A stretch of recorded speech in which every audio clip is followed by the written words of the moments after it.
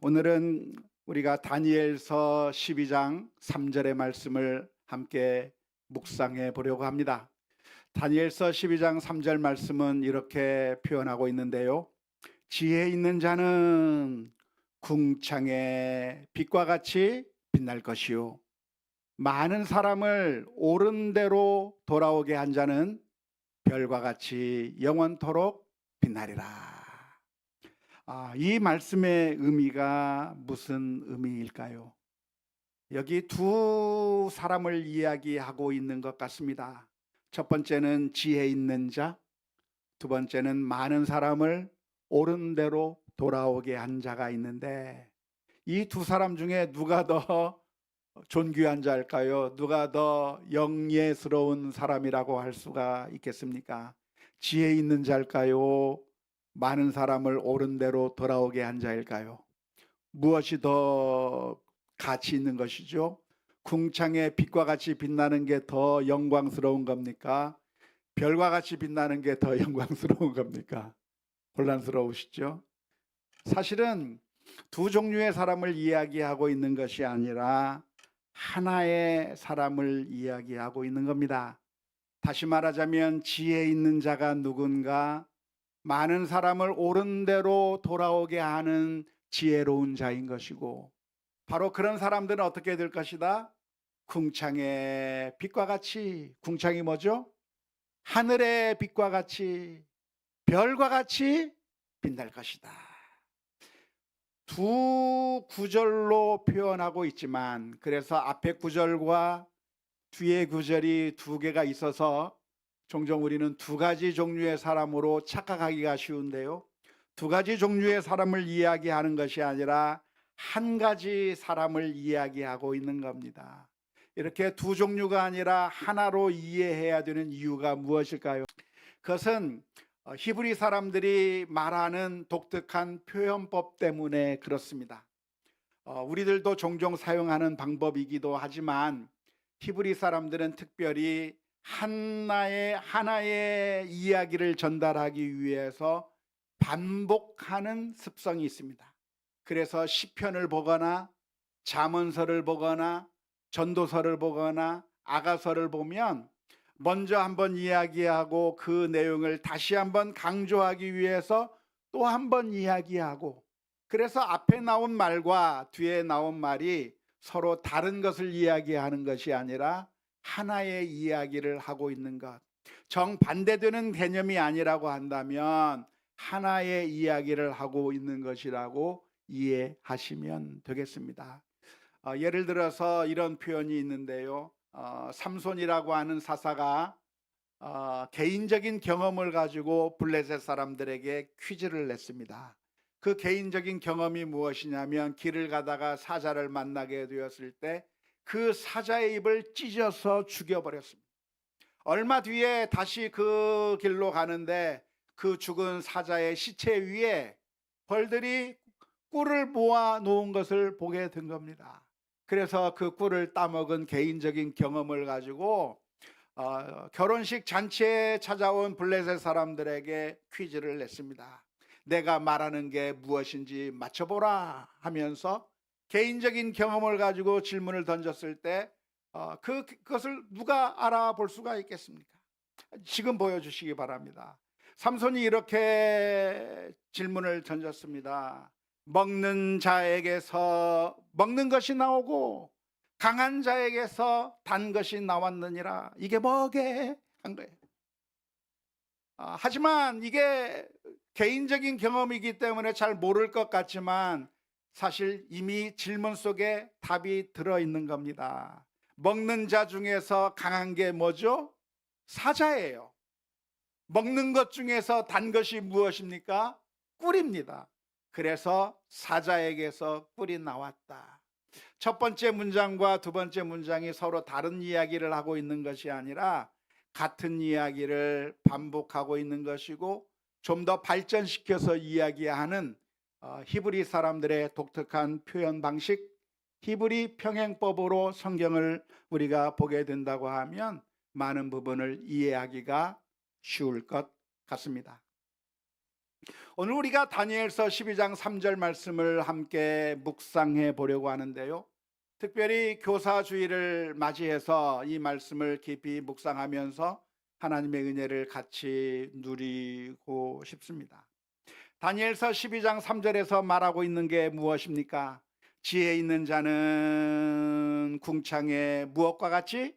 빛과 같이 빛날 것이요. 많은 사람을 옳은 대로 돌아오게 하는 자는 무엇과 같이?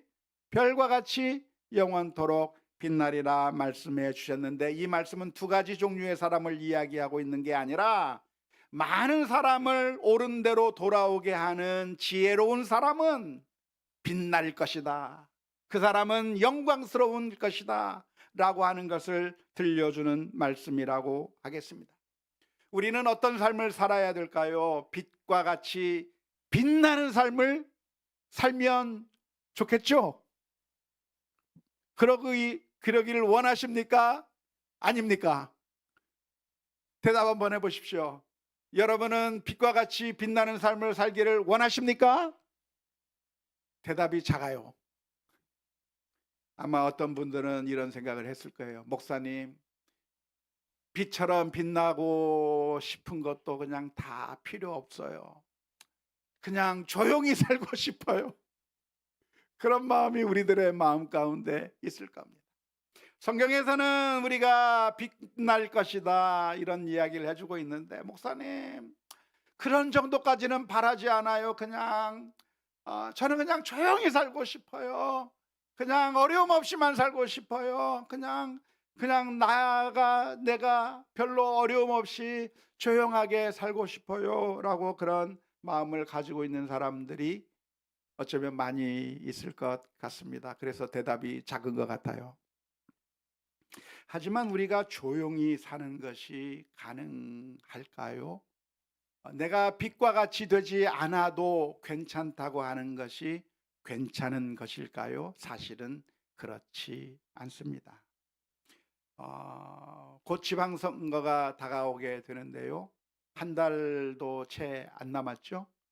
이제 얼마 있지 않으면 지방선거가 있게 되겠는데, 아마 사람들 가운데는 정치 혐오감이 있어서 나는 이 편도 아니고 저 편도 아니고 에라 모르겠다, 나는 기권하겠다라고 하는 사람들이 우리들 가운데 있을 겁니다. 괜찮아, 있을 수 있어요. 그런데 문제는 무엇일까요? 내가 이 편도 싫고 저 편도 싫고 그래서 기권하겠다 그러면 아무도 안 뽑히는 결과가 나오나요? 아니에요. 내가 기권하면 내가 조용하고 안전한 삶을 사는 것이 아니라 우리가 원하지 않는 후보가 당선이 되는 거예요. 우리가 혐오하던 그 사람들이 당선이 되는 거예요. 그렇기 때문에 사실은 기권이 정답이 아니라, 기권한다고 해서 아무도 안 뽑히는 것이 아니라 누군가는 뽑히게 되어 있고, 그 누군가는 우리의 마음을 힘들게 만들어서 투표장으로 나오지 못하게, 정치 혐오감을 더욱더 부추겨서 아예 투표하지 못하도록 포기하게 만드는 작전을 써서 당선되고자 하는 사람들도 있을 겁니다. 적절한 비유는 아니겠지만 우리의 삶도 역시 마찬가지라 할 수 있겠습니다. 지혜로운 자는 많은 사람을 옳은 대로 돌아오게 하는 자는, 이끄는 사람은 하늘의 빛처럼 빛날 것이다, 별과 같이 빛날 것이다, 이 말씀을 들을 때 우리들의 마음 가운데, 맞아, 나도 빛처럼 살고 싶어, 나도 별처럼 빛나고 싶어 하는 그런 간절한 마음이 없다고 한다면, 난 그냥 조용히 살래 라고 하는 그런 마음이 있다고 한다면 그 생각을 바꾸셔야 될 줄로 믿습니다. 왜냐하면 그렇게 하지 않는 것은 그냥 중립적으로 남아있는 것이 아니라 사실은 어리석은 삶을 선택하는 것이며, 사실은 우리가 많은 사람을 옳은 대로 이끌지 아니함으로 말미암아 수많은 사람들이 수렁 가운데, 어둠의 그 그늘 가운데 지내며 고통을 당해야만 하는 그런 치명적인 결과를 가져올 수 있기 때문에 오늘 이 시간에 우리가 가져야 될 간절한 소망이 있을 줄로 믿습니다. 주님께서 저를 사용하여 주셔서 사람 한 사람을 옳은 대로 이끌 수 있는 사람이 되게 하여 주옵소서. 그게 저와 여러분들의 간절한 소망이 될 수 있기를 주님의 이름으로 축원합니다. 오늘 교사 주일이니까 오늘 이 말씀은 그러니까 교사들에게만 해당되는 말씀이 아니라 사실은 우리 모두에게 해당되는 말씀입니다. 하나님께서는 교사들에게만 옳은 길로 인도하라고 하는 사명을 주신 게 아니라 사실 우리들 모두에게 이러한 사명을 주셨기 때문입니다. 오늘날 우리가 만나는 사람들, 가장 가깝게는 우리 가족들, 우리 자녀들, 우리 친척들, 우리 부모님들, 우리 가족들이 누군가 우리가 그들을 옳은 대로 인도해야 할 사명이 우리에게 주어져 있는 것이고, 우리가 직장에서 만나고 우리가 사회생활하면서 만나는, 그래서 우리 주변에 와 있는 사람들이 누군가 그냥 아무나가 아니라 그 사람들을 우리가 옳은 대로 생명의 길로 인도하는 책임이, 사명이 우리에게 주어졌다고 하는 사실을 발견하면서 오늘 이 시간 주여 그들을 선한 길로 옳은 길로 인도할 수 있는 믿음의 사람, 사명의 사람이 되게 하여 주옵소서. 기도하며 엎드리는 우리 모두가 다 될 수 있기를 주님의 이름으로 축원합니다. 그렇다고 한다면 우리가 어떻게 많은 사람들을 옳은 길로 인도할 수 있을 것인가요?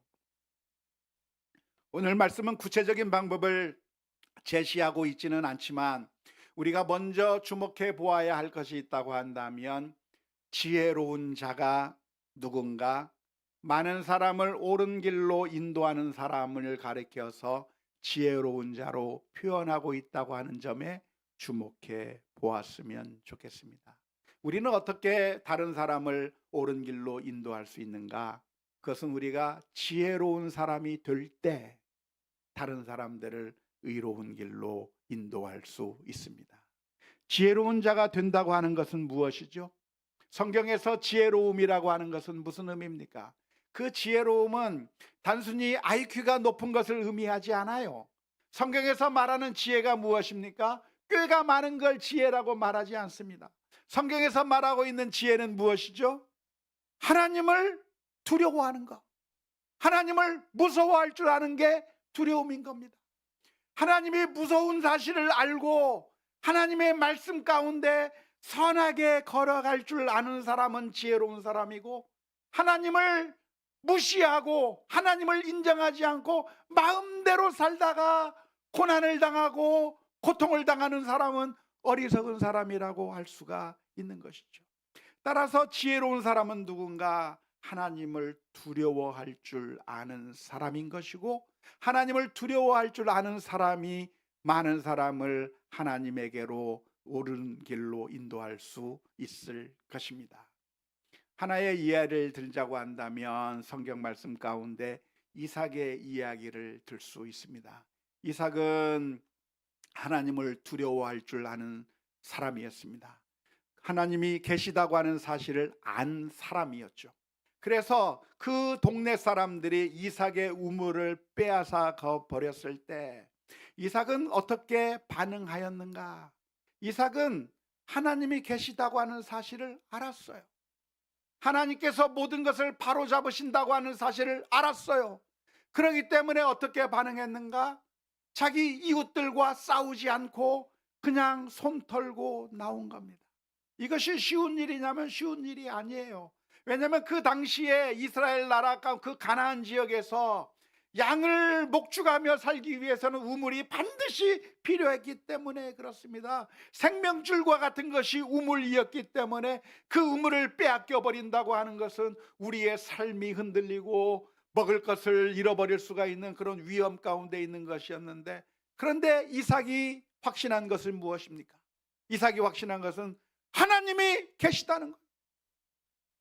나를 사랑하시는 하나님, 아브라함에게 약속하셨던 그 하나님이 여전히 살아계시고 나를 내팽개쳐 주는 것이 아니라 하나님께서 나를 보호하신다고 하는 사실을 알았기 때문에 우물 하나 때문에 그 지방 사람들과 싸우지 않고 예수님께서 말씀하신 것처럼 누군가 너희들의 오른편뺨을 때리면 왼편뺨을 내어주며 누군가 너희를 저주하고 비난하고 욕하면 그들과 함께 싸우면서 다투면서 그들을 저주하는 것이 아니라 너희를 핍박하는 자를 위하여 기도하라. 너희를 저주하는 자들을 위하여 축복하라고 하시는 주님의 말씀처럼 이삭은 하나님이 계시다고 하는 사실을 알기 때문에 그 모든 것들을 내려놓고 다른 곳으로 옮겨간 것이죠. 만일 하나님이 계시다고 하는 사실을 믿지 못한다고 한다면, 하나님이 계시다고 하는 사실을 확신할 수 없다고 한다면 그 사람은 싸워야만 할 겁니다. 다투어서 내 것을 챙겨야만 내가 살 수 있기 때문에 다투고 싸우고 하면서 살아가야 될 것입니다. 그렇기 때문에 사실 싸우는 사람은 누구예요? 하나님이 계시지 않는다고 믿는 사람들이 싸우는 거예요. 그래서 하나님이 없다고 이야기하면서 싸우는 겁니다. 그 사람은 사탄의 종이나 마찬가지죠. 하지만 이삭은 어떤 사람이었는가? 하나님이 계시다고 하는 사실을 알았고 하나님을 두려워하며 하나님의 말씀대로 순종하며 살면서 그 우물을 빼앗는 그 이웃들에게 적대적으로 대한 것이 아니라 조용히 물러나 피할 길로 갔는데 놀라운 일이 벌어진 겁니다. 이삭이 가는 곳마다 우물이 터지게 만드셔서 결국에 나중에 그랄 사람들이 와서 이 이삭과 평화 조약을 맺은 겁니다. 하나님께서 살아계시다고 하는 것을 너를 통해서 알겠다.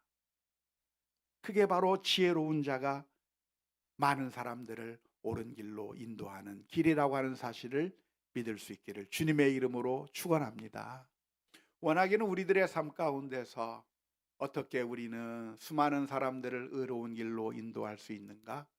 그것은 하나님이 계시다고 하는 사실을 확실히 믿고 하나님의 말씀에 따라 순종하며 살아갈 때, 믿음으로 살아갈 때 인도할 수 있는 줄로 믿으시기를 바랍니다. 또한 성경 말씀에 보면 이런 방법을 제시하는데요. 그것은 바로 우리가 모범을 보임으로써 많은 사람을 옳은 길로 인도할 수가 있습니다. 우리가 어떻게 많은 사람을 옳은 길로 인도할 수 있는가? 말로써 인도하는 것이 아니라 우리들의 행동으로써 인도하는 겁니다. 왜 그럴까요?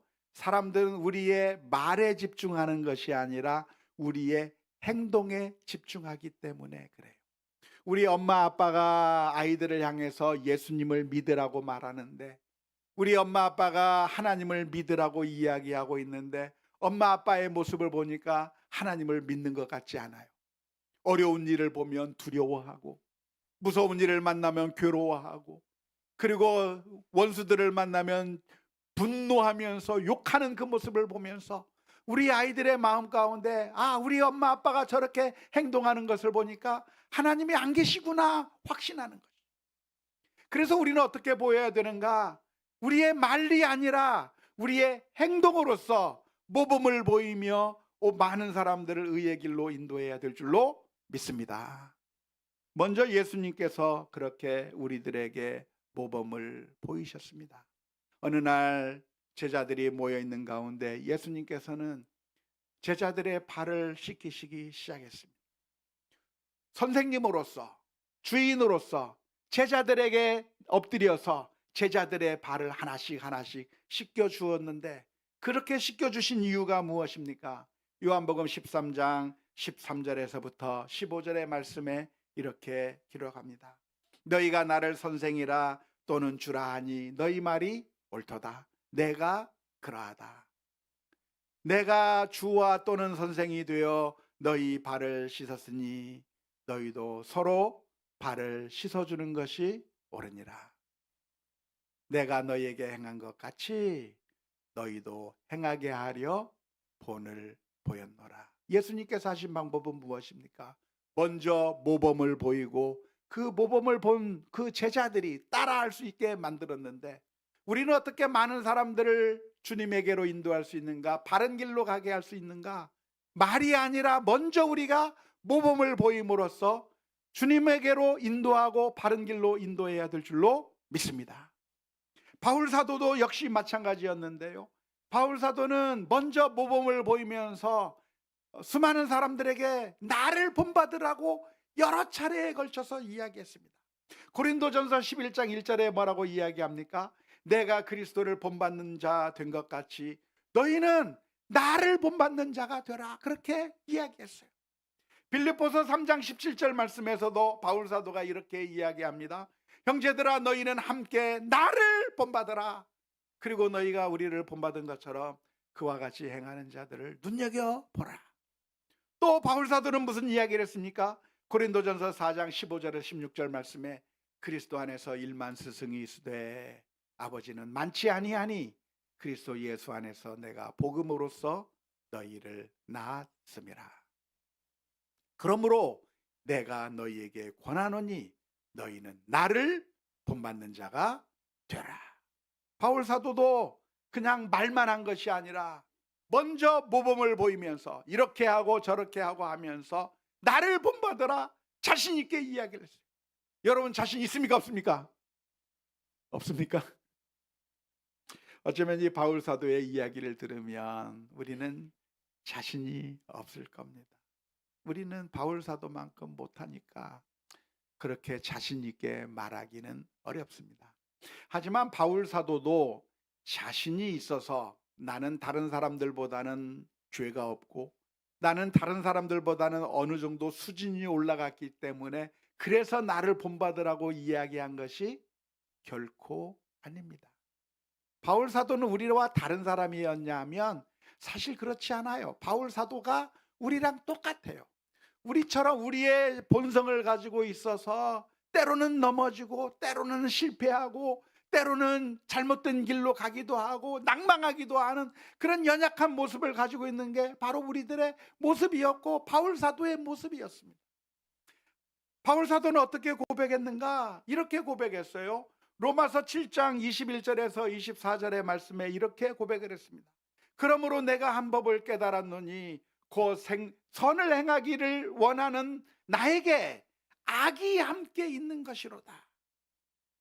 내 속사람으로는 하나님의 법을 즐거워하되 내 지체 속에서 한 다른 법이 내 마음의 법과 싸워 내 지체 속에 있는 죄의 법으로 나를 사로잡는 것을 보는도다.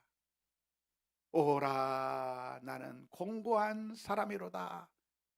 이 사망의 몸에서 누가 나를 건져내랴.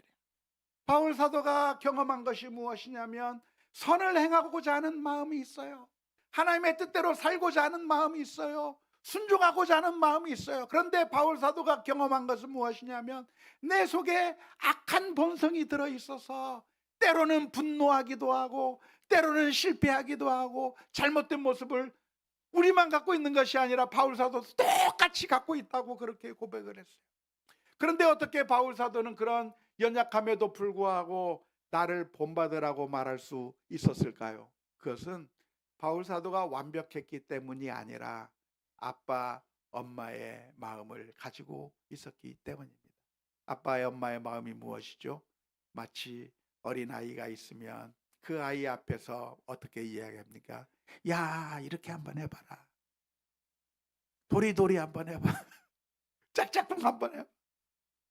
아직 모든 것을 할 줄 모르는 우리 아이 앞에서 그 아이가 좀 더 자랐으면 좋겠다고 하는 심정에서 완벽하기 때문에 이야기하는 것이 아니라 조금이라도 먼저 산 사람이, 조금이라도 먼저 믿음을 갖게 된 사람이 아직 연약한 자를 위해서 이렇게 한번 해보면 어떻겠냐, 이렇게 해봐라고 그렇게 이야기하고 있는 그 바울 사도의 마음으로 이렇게 이야기를 하고 있는데, 사실 교사나 목사나 이런 사람들이 완벽해야만 목사의 자리에 설 수 있고 완벽해야만 교사의 자리에 설 수 있다고 한다면 교사나 목사의 자리에 설 수 있는 사람이 단 한 사람도 없을 겁니다.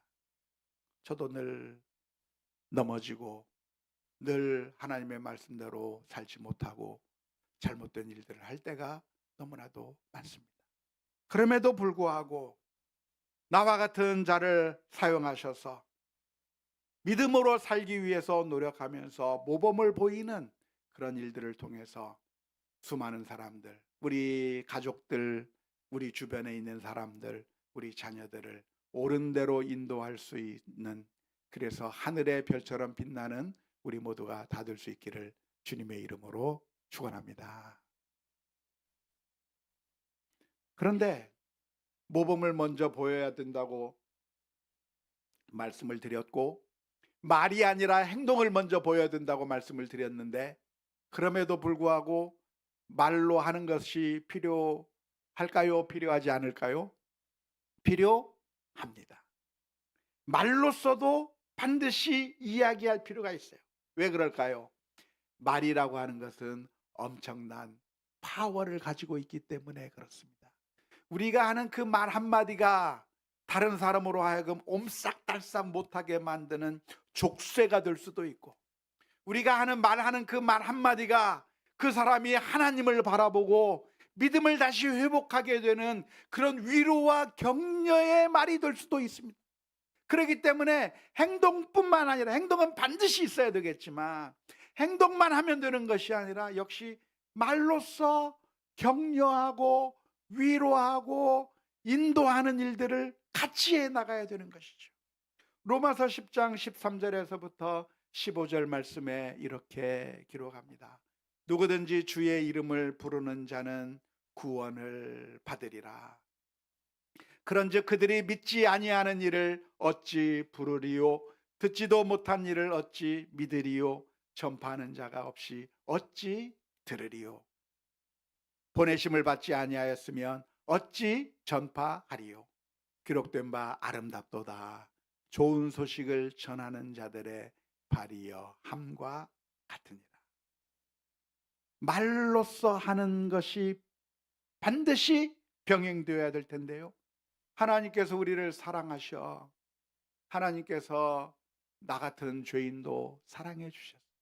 하나님께서 당신도 사랑한다고 말하고 격려하고 하나님께로 인도하고 선한 길로 인도하는 일들을 우리 모두가 다 해야 될 줄로 믿습니다. 마지막으로 우리가 기억해야 될 것이 있다고 한다면 무엇일까요? 많은 사람들을 옳은 길로 인도하다가 실패하더라도 낭망하지 말아야 합니다. 여러분들은 지금까지 얼마나 많은 사람들을 옳은 길로 인도해 오셨습니까? 어떤 경우에는 인도한다고 했는데 실패해버린 경우가 있을 겁니다. 내가 수고하고 했었지만 아무런 결과가 없었을 수도 있습니다. 하지만 그런 우리들을 향해서 예수님께서 해주신 비유의 말씀이 있는데 바로 씨 뿌리는 자의 비유입니다. 씨 뿌리는 자가 씨를 뿌리러 나갔는데 그 씨가 어느 곳에 떨어졌는가? 길가에 떨어졌어요. 어떤 씨는 돌밭에 떨어졌어요. 어떤 씨는 가시떨기 가운데 떨어졌습니다. 그 씨들은 다 한결같이 열매를 맺었나요? 아니요. 다 실패했어요. 실컷 뿌렸는데 새들이 다 먹어버렸어요. 실컷 뿌렸는데 말라 비틀어져 버렸어요. 실컷 뿌렸는데 기운이 막혀서 열매를 맺지 못하는 거예요. 다 실패한 거예요. 어쩌면 4분의 3이 실패한 거나 마찬가지. 그런데 예수님께서 해주시는 말씀이 무엇이냐면 실패한 것만 보지 마라. 무엇을 봐라? 어떤 씨가 좋은 땅에 떨어지면 그 씨가 어떻게 자라는가? 100배, 60배, 30배로 크는 걸 봐라. 망한 것 같아요. 실패한 것 같아요. 그런데 실패한 게 전부가 아니라 내 말 한마디로 내가 따뜻하게 위로하고 격려해 준 그 한 사람이 얼마나 많은 열매를 맺는가. 우리가 우리 자녀들에게 옳은 길로 인도한 그것이 얼마나 많은 열매를 맺는가. 그것을 바라봐라. 천국은 마치 무엇과 같은가. 이렇게 좋은 땅에 떨어진 씨는 엄청난 열매를 맺는 것과 같다고 하는 사실을 들려주시면서 오늘 저와 여러분들에게 해주시는 말씀이 무엇입니까? 낭망하지 마라. 갈라디아서 6장 9절 말씀 가운데서 이렇게 권면합니다. 우리가 선을 행하되 낙심하지 말지니 포기하지 아니하면 때가 이름에 거두리라. 사랑하는 성도 여러분, 우리가 기도하면서 하나님 앞에 나아갔으면 좋겠습니다. 하나님, 저희들을 사용하여 주셔서 선한 도구가 되게 해주시고 망해가는 심령들 죽어가는 심령들, 희망이 없어서 괴로워하는 심령들, 하나님께서 내게 붙이신 그 사람들을 하나님께로 선하게 인도하는 사명자들이 되게 해 주옵소서. 하나님, 우리 교사들에게 힘 주셔서 이 사명 지치지 않도록 하나님께서 잘 붙들어 주옵소서. 기도하는 가운데 많은 열매들이 맺혀지는 그런 놀라운 일들이 있을 수 있기를 주님의 이름으로 축원합니다. 우리 함께 같이 찬양했으면 좋겠습니다. 우리에겐 소원이 하나 있네. 찬양하시죠.